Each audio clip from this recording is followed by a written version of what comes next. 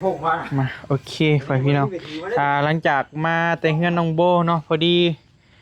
บอบบี้มากับพอลลี่แล้วก็ไอเมฆ มาเบิ่งงานนี่แหละพอดีเพิ่นมาเบิ่งงานไปพี่น้องก็เลยมื้อนี้บอบบี้ตั้งใจว่าสิเอาตู้มาให้ไอ้พุทธ แต่ว่าฝนตกก็เลยบ่ได้แก่มาก็เลยว่าแล่นมานี่เลยไปพี่น้องมันโมเมนต์เป็นควรถ้าก็ออกมาแต่งเฮือนน้องโบเลยก็พากันแล่นมานี่แม่สบายดีเด้อมันพุ่งมาฮอดพี่เลยบ่นี่สวัสดีพี่น้อง มียังอ่ะนะ พุ่งมาฝ่าผ่า โอ้ จะซูมเบิ่งและ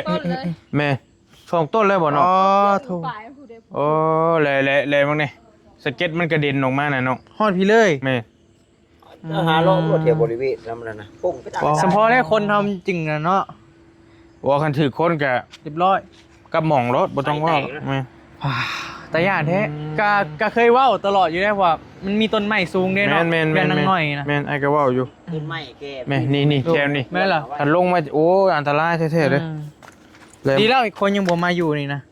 มุดต้น ยังไง พอมานอนคืนนี่แม่นบ่ แม่นบ่ ได้พูดเรื่องอย่างไร เอาเราบ่ได้ยินเสียงบ่ คนลุกแหละ อืม เสียงมันจนเต้นลงกะลาเสียงหลังแล้วมันดังให้ กองชามือใบแดงเขาเลย ทางเทิงน้ำมันบ่มันหาลง2ต้นเนาะตัวเทิงนี้มันหาลงตัวนี้ก่อนแล้วก็ลงมาหลุมนี้ แต่ว่า โอ้ย ตามหลักการตามทิศเพื่อนทฤษฎีบ่มันบริลงไม่ได้เทิงได้มันสิดึงขึ้นจะล่างดิลากขึ้นไป ลากขึ้นเทิงบ่ โมเมนต์ว่า มันดูดบ่ โมเมนต์ที่ว่าซ้ำลงมาไหน บ่แต่มันเป็นแสงตัวมันลงมามาบแล้วเนาะ แม่มันสิลงมาแล้วมันจะสะท้อนขึ้นสินะ อยากถ่ายเห็นตอนนั้นเลยเนาะ เอาคืนว่าน้ำอยู่ต่างประเทศเพื่อนเนาะคลิปต่างประเทศนะ เขาเจ้าต้องตั้งกล้องไว้ แต่บ่ฮู้เด้ว่าสิลงใส่ระบาดนี่เนาะ ไอ้ขออนุญาตเด้อ โดย โดย คุยทำไมเพิ่นเด้อล่ะ โดย คุยนี่แป๊บนึง มันลงจะมาจะเห็นเลยบ่อยตา โอ้ยเขาบุญเขาพอสร้างเพื่อเห็นก่อน โอ้ยเขาบ่สร้างเห็นก่อน เพิ่นว่าเพิ่นพากันไปหาควรหายังเรียบร้อยไอ้มาไม่ชักอะไรแบบเพิ่นพา แล้วเขาทำบุญตลาดแต่ว่า โดย บ่มีวาน ว่าที่บ่มียัง บ่มี เมื่อคืนนี้เนาะ โดย พอฝนตกเด้ เนาะวานนี่ก็ มันกลางคืนนี่นี่ เมื่อคืนนี่เฮาขนาดเฮาอยู่บ้านนี่ยังดังแฮง ตาย่านเนาะ เพราะว่า ก็มันสินี่นะมันแปลกอะนะ โดย มันแปลกน้ำน้อยๆเนี่ยดาวก็มาติดใส่หน้าใส่ตามันเลยลงมา เฮ็ดไปเรื่อยๆระวังเด้อเอ้ย เพราะว่าเฮาขึ้นเฮาหาเขามามื้อเช้านี่ได้เมื่อคืนนี่เฮาขึ้นกับผู้ ว้า ตัดทิ่มบ่โลดหน่อยเอ้ย ขึ้นสวรรค์เลยบ่มื้อคืนเนี่ย แม่น มันมีแต่ต้นใหญ่ๆหน่อยตาเนาะ มันบ่มีผู้ นี่ ตั แหละ ด นี่ 3-4 ต้นนะเฮือนนี่ก็ บ่มีผู้ตัดให้ แล้วเข้าเพิ่นน่ะ ว่าเอาลีบ่ต้องเสียดายก็ย่าล่ะเอ้ย เด้อ เอาออกเบิดโลดนี่นะ มันไกลเฮือนเฮาเลย น่าสิเอาหุ่นใดมาแก่เบิด ไปเผาถ่านบ่ เดี๋ยวเขาทาน บ่เผาถ่านก็ได้หลายเติบได้แถวนี้แถวหน้าเฮานี่ โอ้หลายเลยนะ ก็มีหลายต้น ก็ ก็มีหลายต้น มีหลายต้น ไอ้ตามาเศร้าไว้ 10โอ้ยบ่ายโมง 11 2โมง มาคนเดียว แม่นเนาะเดียวหมู่ก็บ่มีหมู่เที่ยวจักเลย บ่มีหมู่เขียนจ้ะ แล้วนี่กระถอกกระทุ่มนะกระท่อมน้อยนะมากนะ มา ลงไปอยู่เช้านี่บัดเอาเนื้อแกงหน่อไม้ขึ้นมาดิบ่ได้ใกล้แล้วไอ้ใกล้สิแล้ว เออ โดย ยังทันอยู่ที่มือ ทันอยู่ พอได้จับได้กระปูนะจักเด็กจักหน่อยพอได้มีพูดเด้ ช่วงเอาก็ฮักออกมาแต่นั่นแหละ บ่ ก็เล่นมาว่าตอนแรกว่าสิแก้ตู้มาให้เอ้ยพุด โอ้กูนั่นน่ะเราอุ้มลูกเราตากคนยามทางถนน ไปพุดบ่ก็บาปล่ะ ว่าสิไปเอาตู้แหวให้เราแหละแต่ว่าฝนมันตกข่อยพี่น้องก็เลยว่ามานี่เลยกับพอลีกับเพิ่นก็มาอัปเดตให้น้องน้อยนี่แหละก็เลยว่ายังบ่ได้เอามาให้เพิ่นมื้อหน้าเว้ยซื้อแล้วตู้ใส่เครื่อง ตู้กับเขาบ่หรือว่า ตู้ใส่เครื่องไง พอดีแม่เพิ่นฝากเงินมาแต่โดนเติบแล้วแต่ก็บ่ได้สู่ขึ้นมาทางนี้หั้นนะมันก็ฝนตกแน่แก่มากอะมันเป็นไม้อัดเด้พอดีมันสิเปื่อยเบิดหั่นนะ นั่นแหละ ก็เลยว่าบ่ได้เอามาเป็นอะไรน้อยเรียบร้อย เด้อ เรียบร้อยเลย ยัง ฮะ ยังหมดแล้ว อืมขึ้นมามื้อน่ะก็แต่มื้อน่ะพุ่นแหละแต่มื้อคนกะโลมาพุ่นแหละบ่บีขึ้นมากะ2-3มื้อหลังบ่ให้ตาเนาะประมาณนี้แหละเนาะมามื้อน่ะมามื้อนี้ก็ติดแล้วพ่อพี่น้องทางผู้สร้างกลับแล้ว กลับแล้ว ก็ไปเรียนเติบโต ไอ้ตาก็สิกลับแล้วบ่ นี่แหละถ้าจับพร้อมกันก็ได้ยังเล่นอยู่ดอกงาม เพราะอ้ายเพิ่นขี่รถจักรมามื้อนี้ 6 โมงปลายไปเรียนโตคุมื้อนี่ มันก็ยังโอเคอยู่เนาะ แม่น คุมื้อนี้นะ งานเกี่ยวข้าวงาน ตัวเพราะว่ามันก็ยังโอเคอยู่มันบ่ค้ำไว้ปานใดพ่อพี่น้อง งานนี่ ตาย่านเนาะเว้าเรื่องนี้ก็เนาะ เอาอันนี้บ่ได้แม่นของลิ้นได้ โดย บ่แม่นของลิ้นเลยได้ใช่บ่มันลง อันตรายชีวิตเราแล้ว โอ้ยเบิ่งกุ๊กไม้แข็งบนเฮาสิหนังอ่อนๆนี่ โอ้ อย่าขี้พากเลย มันดำควันไฟบ่นะ บ่ไม้โกน ว่ามันลงไหม้มันใหม่บ่เนาะ บ่ เอาใหม่บ่ ว่าเป็นไม้ดอกไม้หยังใหม่ได้ถึงขันใหม่ได้แม่ มันคือกระแสไฟอะไรเนาะแบบเป็นทรายแบบบุ้มตาย่านอยู่เพื่อนน้อยๆนี่เพราะว่ามันหอมๆนี่ก็เคยเว้าหลายเทื่อแล้วเคยเว้าหลายเทื่อแล้วเจะบ่ทัด บ่มีผู้ ยังอันตรายอยู่หน่อยนี่ต้นทางหน้านี่เนาะ เดี๋ยว สมมุติมันลงนี่มันสามารถมาใส่แบบใกล้ๆนี่ก็หมุนเบิดไว้ โอ้ยสังกะสีแล้วมันก็ เปิกมัน อยู่แล้วเนาะ ยันพายุพาหยังมายันงาไหม้กินไหม้หักคือ อันตรายเด้ต้นนี่ คือตอนนั้นง สามต้น ใต้ชื่อน่ะจะมาหัก แม่นเลย ถึงได้ แม่นเลย ยันหมุนอยู่ โอเคเป็นไง อืม ก็เอาตอนนี้มันก็บ่ทันแล้วมีข้าวมีน้ำแล้ว โดย ดึงบ่ พูดแล้วย่ามมันพูดแล้วเกี่ยวเข่าพูดแล้วจึงว่ากัน บ่ฮอดมือบ่ฮอดยามเฮาก็บ่เป็นนั่นดอก โดยพาสปะพาไอ้เบิ่งอันนี้เลยเดี๋ยวเบิ่งเงินน้องเพิ่นก่อนเรียบร้อยแล้วเฮ้ยเนาะสีขาวเพิ่นติดได้จังห้องอะไรนี่ล่ะ ได้3ห้อง อืม 4ห้อง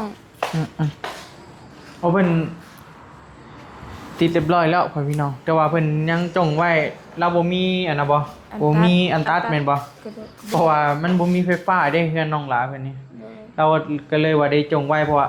มันต้องได้ตัดใส่นะมันจึงพอดีนะก็เลยโอเคงามของเจ้าเห็นบ่ โดย ของเจ้าของนี่ โดย โอ้โห ห้องนี้ก็ เด้ใกล้สิแล้วเบิดแล้วไปพี่น้องนี่มันเป็นห้องโถงเฮ็ดยังน่ะ คือเสร็จถูก ปอเถอะสบายดีเด้อแม่เด้อคักแน่นี่เนาะขนาดยังบ่แล้วได้นี่พ่อพี่น้อง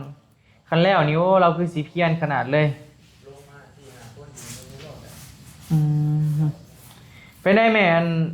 ฟ้าลงบ่เมื่อคืนนี่ โดย ไผนอน โอ้ เพิ่นว่าได้นะ เวลามันดังให้มันตุ้ม จักโมง ประมาณ12โมง ประมาณ12โมงสะเทือนไปแล้วเนาะแถวนี้เนาะ โดย อันตรายอยู่ได้ยตัดออกเบอร์แรกไหมบอกพอตัดออกเบอร์รถต้นไม้อะนะตาโดย เอาเลื่อยยังกระใส่เอาแรกไหมอันตรายอยู่ได้ย ค่าเข่าอยู่ ยังข้าวโพดเขาคนแรกเด็กเอ็กค่อยแหละ มันอะไรเด้มันมีต้นไม้ใหญ่เลยนะไว้พี่น้องมันเป็นปูนเสร็จคักอลี่นี่เนาะคันมันแล้วคักนี่เฮือนนี่สะอาดคักเลยขายยังบ่แล้วได้นี่ไว้พี่น้องก็แม่นความเล่าได้เพราะว่ามันติดเนาะ มันแข็ง ยามันแข็งแล้วมันเสร็จบ่ออกได้บัด มัน น่ะ แข็งแล้วมันเสร็จก็โอ้ แม่นแหละเราต้องอนามัย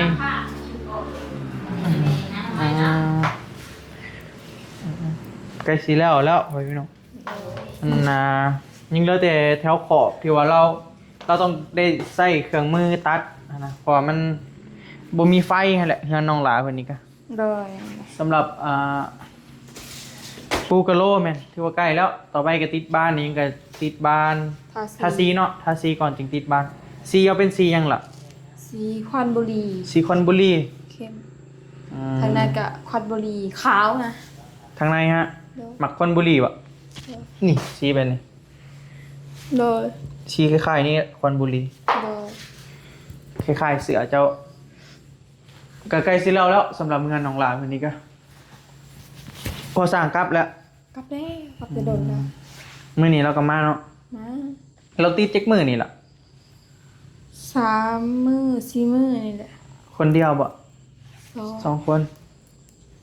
ก็ใกล้สิแล้วเด้นี่คันมีอันแนวตัดหายันแล้วเนาะเราเห็นเนาะ โดนอื่นกัน กว่ามันก็ยังเหลือแต่น้อยหนึ่งครับเหลือแต่แถวนี้เราแวกนี่สิเช็ดคักเช็ดแน่ลิเนาะ โอ้มันแค่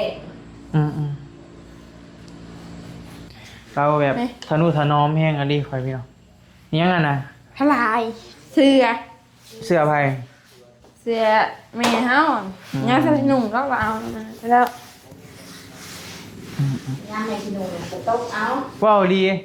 มันก็คั้นเลยโอ้คือว่าครับอันแพ้ขาดหั่นมาเสร็จละจำเป็นเลยเนาะเสร็จได้ลายเลยโอ้งามเวยกะโลซีนี่งามลาย ถูแบบงามแบบมาแล้วบ่ได้เฮาถูเลย ทูละงามกับงามเพื่อนเฮาเองอ่ะแหละหมักกะโลซีนี่ป่ะ โดน แต่การในยุคนี้ก็มีแต่สีขาวนี่แหละว่าพี่น้องเพราะว่าเป็นสีส้มสีแบบเนื้อไหม้อย่างก็มันก็เป็นผู้เฒ่าแล้วผู้มือนี่ก็มีแต่ใส่น่าจะเป็นสีขาวนี่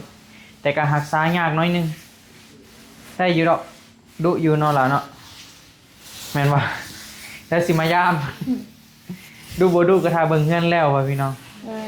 แต่ว่าเบิ่งแม่วันนี้คือสิเฮียนอยู่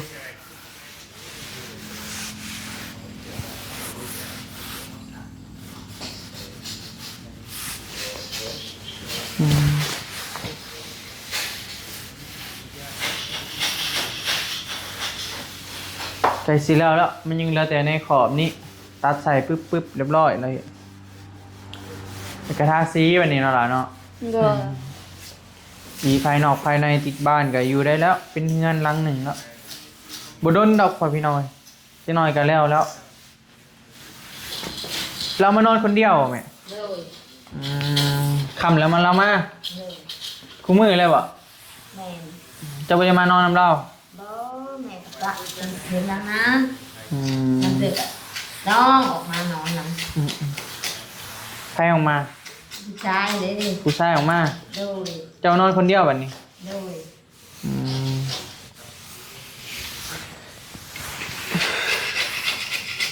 นิวบ่ได้มาหาบ่อยนิวบ่ได้มาหาบ่ บ่ หึ มาแต่เกิดนะพุ่นน่ะ มาแต่วันเกิด โดน เราคาเวียกเด้เราไปซอยไผ่น้ำท่วม โดน ไปซอยไผ่น้ำท่วมมานะแล้วก็ว่าสิขึ้นมาหาอยู่ช่วงนี้ก็เพิ่นว่าอันบ่มีกำลังทรัพย์ปานใดว่าซะ ตัวใด เบิดเงินเติมน้ำมันแล้วอ่ะเงินเดือนยังบ่ออกเราอ่ะ โดน เราไปซอยเด้เราไปลุย โดน ไปโทรหากันบ่ บ่ หึ บ่ เดี๋ยวนี้บ่ได้ติดต่อหากันแล้วบ่ เพิ่นพาเวียกเด้ยามเวลาได้มาเฮาอยู่เฮา น่าแล้วเว้าขึ้นน้อยใจนี่แหละ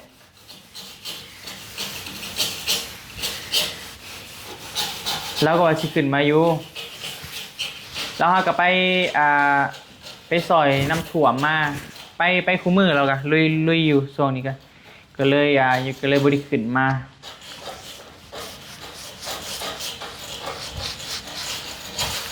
มันเป็นน่ะเนาะเป็นปูนติดเอาล่ะเนาะนี่นะ อืม ห้าปอาไม้น้ำครบแล้วมันก็แข็ง แม่นแหละ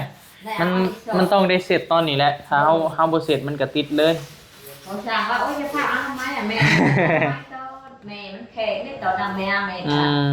ได้เอาอันนี้โชว์ออกมาฟาด โดยแม่นละแม่มันต้องได้เฮ็ดตอนนี้แหละเขียนเอาหลายเฮ็ดเอาได้เงินเอาสิงามงามก็งามเฮาเองหั่นแหละ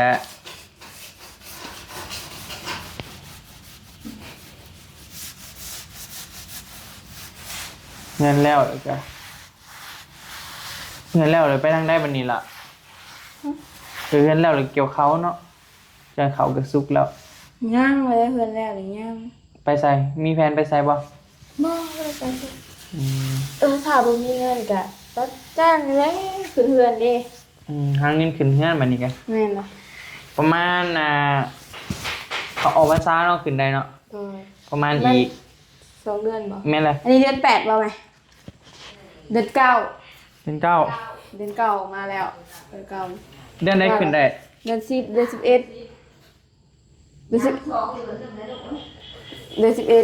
เดือน11 ใน2 เดือนนึง อืม หาเงินใช้บัตรมาคืนเพื่อน ขายงัวขายควายเฮานั่นแหละเว้ยจำเป็นและสาเหตุแนวใดขึ้นเลยก็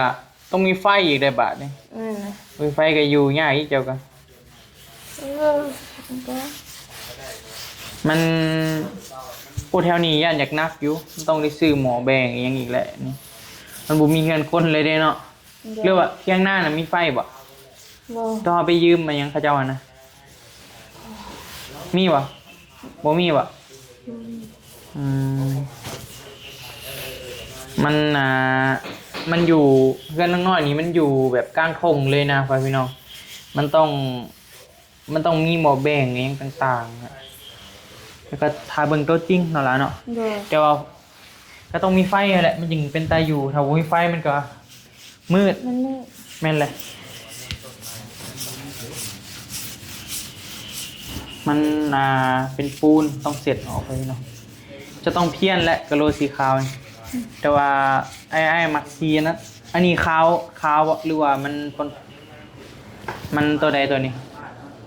เจ้าขาวไปเลยเจ้าหมักซี นี่ขาวแบบ ขาวแบบนี้บ่ ขาวแบบดำๆหน่อยหนึงตัวนี้อะเนาะตัวน่ะขาวล้วนเลยเห็นบ่ นี่นเลย ตัวนี้มันสีอันน่ะง่ายกว่าอยู่สีรักษาง่าย แต่ตัวขาวเลยฮะมันยากๆนี่เป็นฝืดพื้นเนาะตัวนี้เนาะ ถึกมันอันนั้นตัวน่ะเอาใส่บ่นอนเนาะทางในห้องอะมันจะอันนี้เมียนอยู่เนาะมันจะอันนั้น แต่ก็ได้แล้วขัดเช้าอะไรได้อยู่ดอกเขากับมันทูยังมันก็สะอาดเองนั่นกระบวนนี้มีขี้ฝุ่นเด้มนก็เป็นทางยางหมดเลย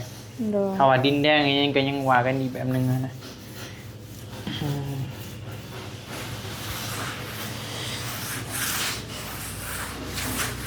มันไปแล้วเราได้หยอดยาแนวอีกเนาะเป็นวะ โดย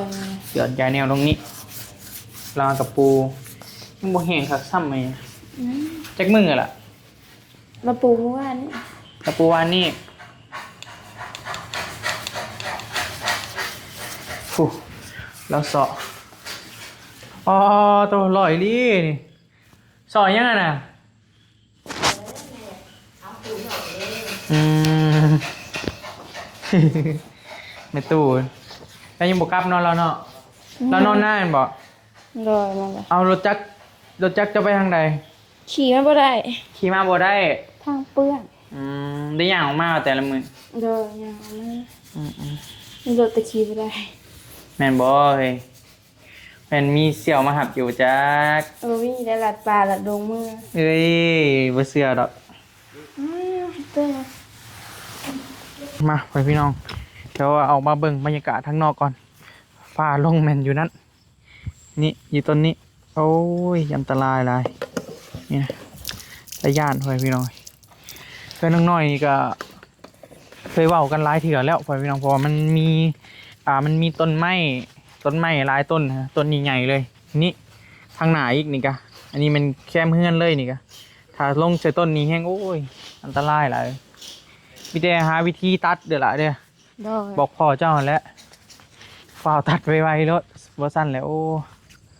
นี่นะเจ้าเคยไปเบิ่งแล้วอ่ะ ไปแล้ว ไปเบิ่งเป็นแนวใด มันก็สิเป็นอะไรภาพมันอะไร มันก็เป็นแบบไม่ถลอกสิแล้วเนาะ แม่นะ อืมแบบมันมีหยังบ่เพิ่นว่า มีขวาน ใส่ควานไปได้ มันพาบ่เห็นนะเขาว่าบ่ได้นะ เพิ่นว่ามีควานบ่ เนี่ยแต่ผู้บุญมีก็สิได้นะแบบสภาเขาก็ได้อยู่เลย บุญมี เป็นควานค้ำบ่จึงว่าบุญมีจึงได้ อ๋อขวานเทวดาดิ พอแท้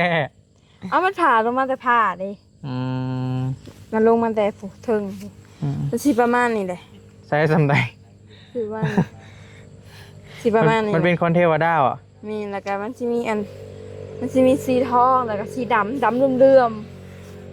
ถ้าเป็นทองแท้บ่เขาเจ้าว่า ๆเขาก็บ่ฮู้กัน เจ้าว่าเป็นทองแท้เนาะ ใช่ไหม พวกเธอท้องแท้นี่รวยได้เว้ย โอ้ไปสิไป แซมสัมพามือนี่นะเป็นโล่ บ่ ได้นะ สามนี้ แม่นบ่ นี่นะ มันต้องหาอีกไสแล้วบัดนี้เอาในต้นไม้หั่นบ่ มันเกิดหาได้ยามแรงพุ่นส่วนหลายหิน อืม เพราะว่า แต่ว่าได้เห็นบ่เคยแนมลงนี่แล้วมีรถเนาะ มันก็แล้วแต่บางอันนะบางอันก็ได้บางอันก็บ่ได้ แต่ก่อนเฮ็ดมะพร้าวเฮาได้ พอเราเจ้าเคยได้เห็นบ่ โดยแม่น อืมพาลงไปพี่น้องก็บ่เคยเห็นจักเทื่อดอกบ่บี คืน ยินได้เคยเห็นแต่ในโทรศัพท์อันนี้ก็มาเห็นตัวจริงเป็นครั้งแรก โดย ก็บ่กล้าไปเบิ่งดอก ก็ถือว่าประมาณนี้แหละงานน้องหลาเพิ่นก็ถือว่าติดกะโลยังเรียบร้อยเลยเด้อพ่อพี่น้องเด้อตอนนี้แม่นายยังเหลือแต่ติดบานประตู กับทาสี แม่นกับทาสีก็จึงว่ากันใหม่เดี๋ยวได้สิมาอัปเดตให้ป้าลุงเบิ่งนํกันพ่อพี่น้องพ่อบี้ก็หาก็ออกมาติงเฮือนน้องโบพากันไปมั่งอันนั้นแหละก็ใกล้สิแล้วแต่ว่าตั้งใจว่าสิเอาตู้ขึ้นมาให้ทางไอ้พุทธแต่ว่าฝนมันตกก็เลยว่าบ่ได้เอาขึ้นมาซ้ำเอาเป็นมือหน้าพ่อพี่น้องโอเคปะเดี๋ยวจึงว่ากันใหม่เนาะล่ะเนาะสำหรับคลิปนี้นำลาเลยเด้อพ่อพี่น้องเด้อเดี๋ยวพบพอกันที่คลิปใหม่ปะบ๊ายบายไปก่อน